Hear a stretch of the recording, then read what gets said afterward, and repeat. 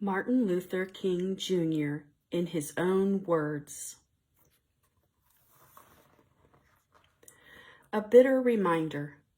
Martin Luther King, Jr., the famous civil rights leader, was born on January 15, 1929. The first 12 years of his life were spent at his grandparents' home on Auburn Avenue in Atlanta, Georgia. King grew up a few miles from Stone Mountain during a time when a monument to Confederate war heroes was being carved into its north side. The South of King's youth was deeply divided between black and white. The mountain's carvings were a reminder of a time of slavery. King was seeking change when he referred to Stone Mountain on the steps of the Lincoln Memorial years later. He did much to alter the course of civil rights through the delivery of one of the most famous speeches in American history.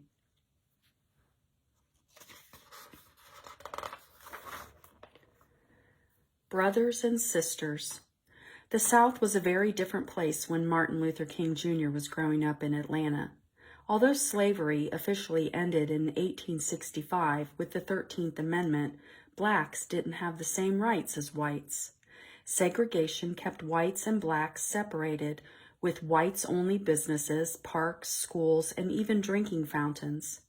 King's religious beliefs helped him realize early in his life that segregation and Jim Crow laws weren't fair. In a sermon called The Drum Major Instinct, delivered at Ebenezer Baptist Church in 1968, King said that all men are brothers because they are children of the common Father. He believed that all people came from God and thus they were equal and deserved to be treated as peers.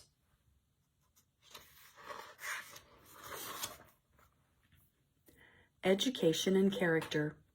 Martin's interest in religion came from his father, but he was a bit unsure of his beliefs as a young man. King went to Booker T. Washington High School, where he skipped the 9th and 12th grades. At age 15, he began to attend Morehouse College in Atlanta. He hoped to study either law or medicine at first, but finally decided to become a minister. King said that at Morehouse he saw religion could be intellectually respectful and emotionally satisfying. In his final year at Morehouse, King wrote about the nature of education in the school publication, The Maroon Tiger. We must remember that intelligence is not enough.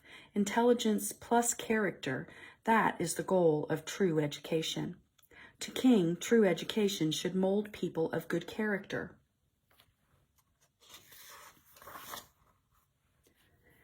King graduated from Morehouse in 1948 with a degree in sociology.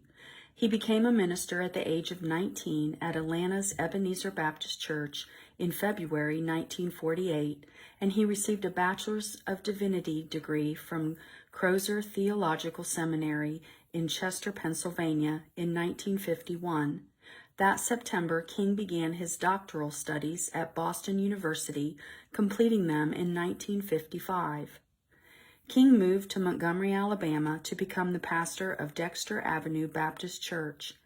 The 5 years King spent at the Dexter Avenue Church would be very active. He encouraged every member of the church to vote and to join the National Association for Advancement of Colored People, the NAACP, an organization that fights for the rights of blacks.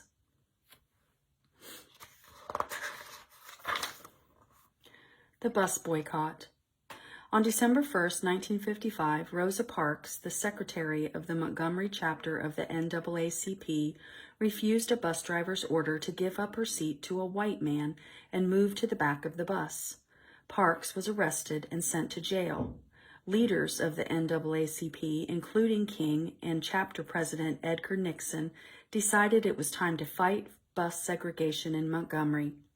We have no alternative but to protest, King said 4 days after Parks was arrested. For many years, we have shown an amazing patience, but we come here tonight to be saved from that patience that makes us patient with anything less than freedom and justice. The newly formed Montgomery Improvement Association, led by King, made a boycott of the bus system their major goal. The Montgomery bus boycott wasn't without its dangers. King regularly received threats and was even arrested during the boycott. On January 30th, 1956, the King family home was bombed. King was away organizing the boycott, and no one was hurt, but it was a terrifying moment for King, his wife, Coretta Scott King, and their first child, Yolanda. King met with an angry group of men looking for revenge on his behalf. Despite the bombing, he wouldn't allow violence in response to the attack. "If you have weapons, take them home," he said. "If you do not have them, please do not seek them. We cannot solve this problem through violence. We must meet violence with nonviolence."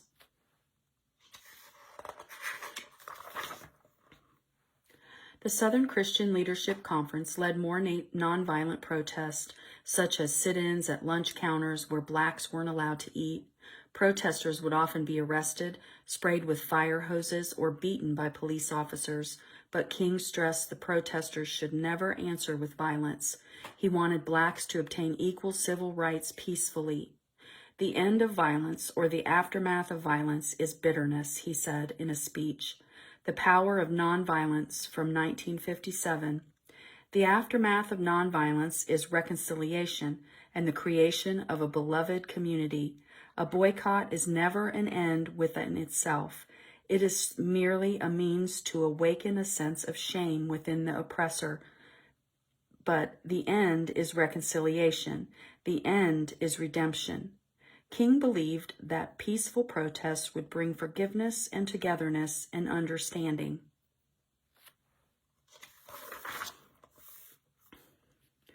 Behind bars. Even while under arrest and in jail, King tried to rally support for causes and make people aware of the civil rights movement. In his Letter from Birmingham City Jail, King wrote, "We must use time creatively, in the knowledge that the time is always ripe to do right." King knew his cause couldn't wait for him to get out of jail, and his letter, written on April 16, 1963, proved to be a powerful tool in the fight for civil rights. "Injustice anywhere is a threat to justice everywhere," he wrote in the letter, which was published in several magazines. King wrote as a response to some religious leaders who were critical of him and the other protesters. King and the other civil rights leaders began to plan a massive rally. Martin's actual signature. On August 28, 1963, King and other civil rights leaders held the March on Washington for Jobs and Freedom. More than 260,000 people gathered on the National Mall in Washington, D.C., where King gave his most famous talk, known as the "I Have a Dream" speech. King spoke for 17 minutes in front of the massive crowd as millions more watched on television. "I have a dream that one day this nation will rise up, live out the true meaning of its creed. We hold these truths to be self-evident, that all men are created equal. I have a dream that my 4 little children will one day live in a nation where they will not be judged by the color of their skin, but by the content of their character." Nobel Prize.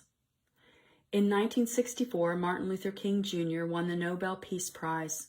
He received the award in Oslo, Norway, and began his speech by saying, "I accept the Nobel Prize for Peace at a moment when 22 million Negroes of the United States of America are engaged in a creative battle to end the long night of racial injustice." Dedicating the award to the civil rights movement, King spoke of the resolve his fellow activists felt after the March on Washington. "I accept this award today with an abiding faith in America and an audacious faith in the future of mankind." He promised he would refuse to accept despair and that he kept hoping and working for change.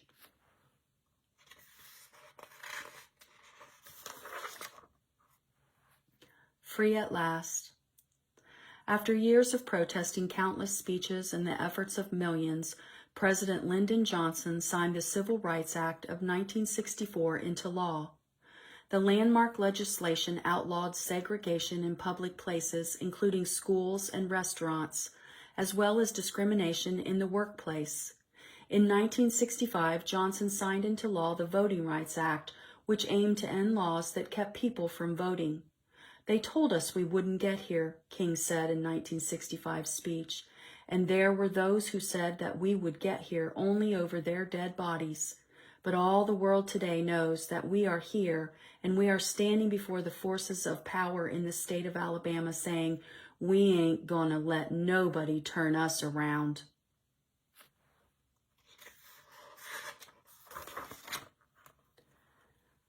Mountain of Despair. In April 1968, King visited Memphis, Tennessee to give support to protesting sanitation workers. At 6:01 p.m. on April 4th, King was standing on a balcony at the Lorraine Hotel when he was fatally shot. He died an hour later. King was 39. A man named James Earl Ray was arrested for the crime 2 months later. President Johnson called for a national day of mourning on April 7th. King's funeral was held on April 9th, and thousands of people attended the 2 services held in Atlanta, Georgia. King's body was laid to rest in South View Cemetery until his remains were moved in 1977 to what is now the Martin Luther King Jr. National Historical Site.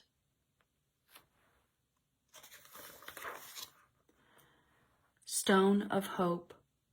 "This is our hope," King said during his I Have a Dream speech. "This is the faith that I go back to the South with.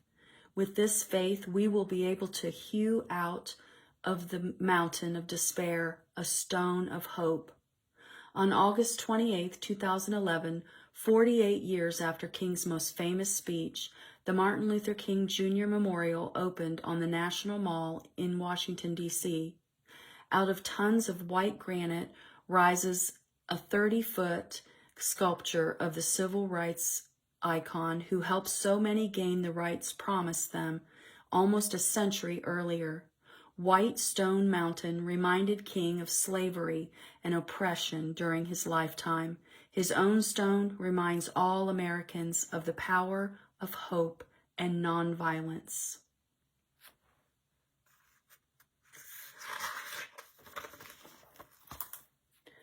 Martin Luther King Jr. in his own words.